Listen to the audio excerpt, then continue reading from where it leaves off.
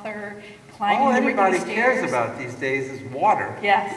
Don't you? I even remember when there was a time when you could walk from one place to the other without carrying water with you. Can't you? If we go from one building to another. And I go to like a book festival, like this book festival, I sign in and they say, do you have water? You have water?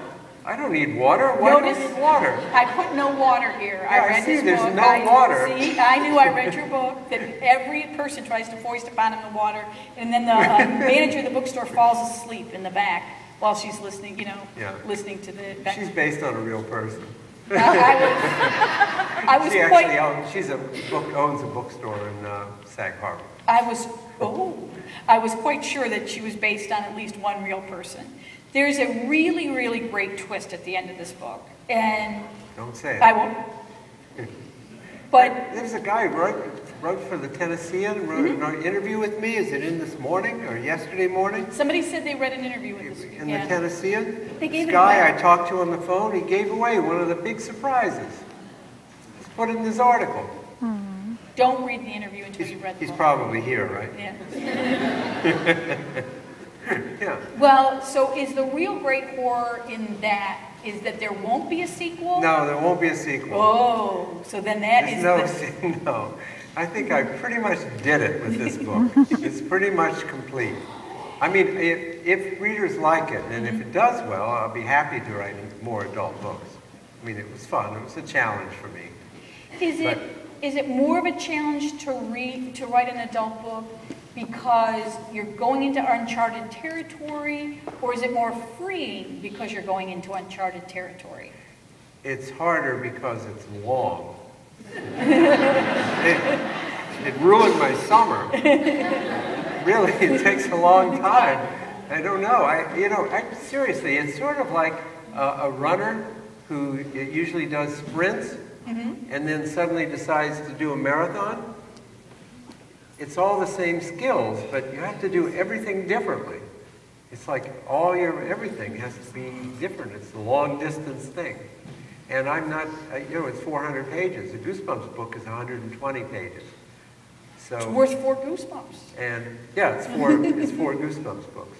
So that was a challenge, to be able to do a coherent story for 400 pages and to have it make sense and to have it follow along and have the pacing right. It's much harder than 100 pages.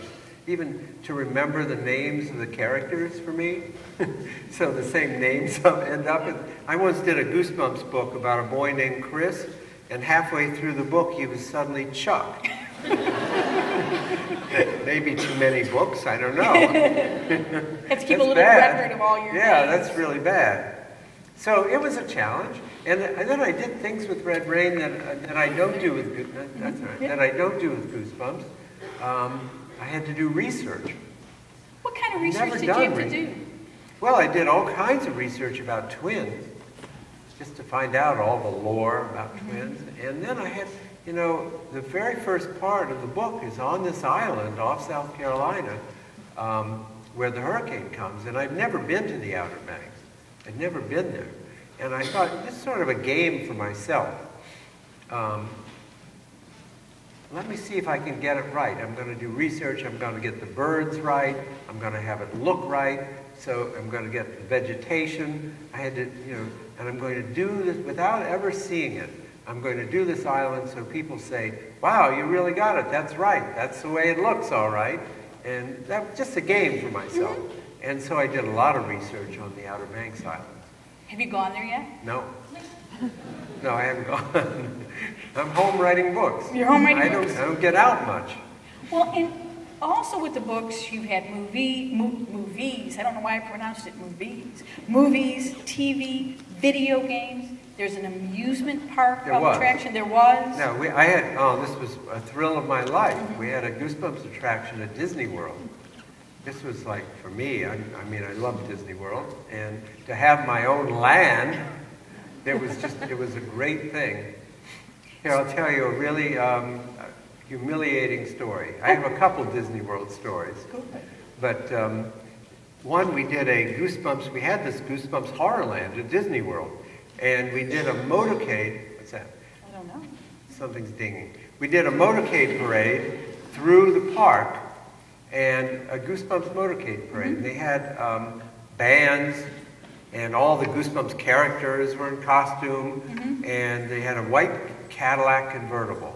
And I sat in the back with and it said R.L.Stine Goosebumps. And I sat in the back, my son on one side, Mickey Mouse on the other. And we started, the band started to play, and the characters, and we started going through the park. It was MGM Studio then. And there were people lined up on both sides of the street, huge crowds on both sides. And we started going down the crowd, and all the way down, it was great. People were yelling, "Hi, Mickey! Hi, Mickey! Hey, Mickey, hi!" He was a little more popular. But he wouldn't have been in that car without you. That's the only reason he got in there. That was pretty much a nightmare. The next year we did the parade, no Mickey. No Mickey. We had no Mickey. But the next year, this is terrible too. We had this parade. All my family came, and a bunch of friends, and my family, and we doing a motorcade parade. It was wonderful, and people were cheering and were going down. And my wife organized this so that when when my car came close to where all my family was, they all yelled, "Who are you? Who are you?" That's love. That's the family. That's really, That's this love. is your family's job. Yes. Your family's job is to keep you humble. And they seem like they're doing a great job. They're very good. Here's Not my reading nephew. your I'll books. tell you the story about my nephew Sam. Talk about keep you humble. One year I was lucky enough to win the Nickelodeon. I don't know what that stupid bell is. I'm sorry. It's okay. I was lucky enough to win the Nickelodeon Kids' Choice Award as Author of the Year. And it really meant a lot to me because 52 million kids had voted. So it was pretty exciting. And my nephew Sam was like 9 years old, lives in New Jersey, and he was a Nickelodeon freak. He loved Nickelodeon. He loved all the shows. And I called him up and I said, "Sam, how would you like to fly out to LA with me and be at the Nickelodeon Awards?" And he said, "Oh no. If I knew you were going, I would have voted for you." Just keeping you humble. They're just trying to help. That's right. He voted for Shel Silverstein. I took him to LA anyway, but I left him there. And then named an evil twin after him. Yeah, then I named an evil twin. Do you look forward, with all the new ebooks and enhanced ebooks and connections on the internet, is that exciting for you as another way to kind of take your books forward? Yes, it is. And I love it. Because it's all about books. People are reading. People who buy Kindles and Nooks, reading on iPads, they're all reading. It's exactly a great thing. And I don't care what people read. I love books myself. There's nothing like a book. But also, the Kindle, I take it everywhere. You put 1,000 books on it, and wherever you go, you've got your books. And it's exciting. I'm all for it. It gets people reading, I think. They even did a movie book trailer for the new book. If you get a chance, go out and look at the book trailer because it's absolutely fantastic. For Red Rain? For Red Rain. Oh yeah, it's very creepy. It's really very creepy and trailer. really good. Right. No, but I believe in all that stuff. It hasn't really affected kids yet. You don't see kids walking around with Kindles. It hasn't affected children's publishing at all. Very little. Very little. Well, iPads are $500, Right. so parents aren't going to be buying them for the kids so quickly. I think there's certain things like where they're enhancing it or doing stuff on the internet to take the experience of the kid's book further out than just the book. I think that's pretty interesting, exciting. Scholastic, your children's publisher, is doing a lot of that. Yeah, they are. This is a little inside baseball, I guess, but you worked with at least 4 different publishers: Harper's, Scholastic. Oh, I publish with everybody. They all get tired of me eventually, and so I move on somewhere else. Is that exciting to move from house to house? Yes. Or it gives you a whole new opportunity?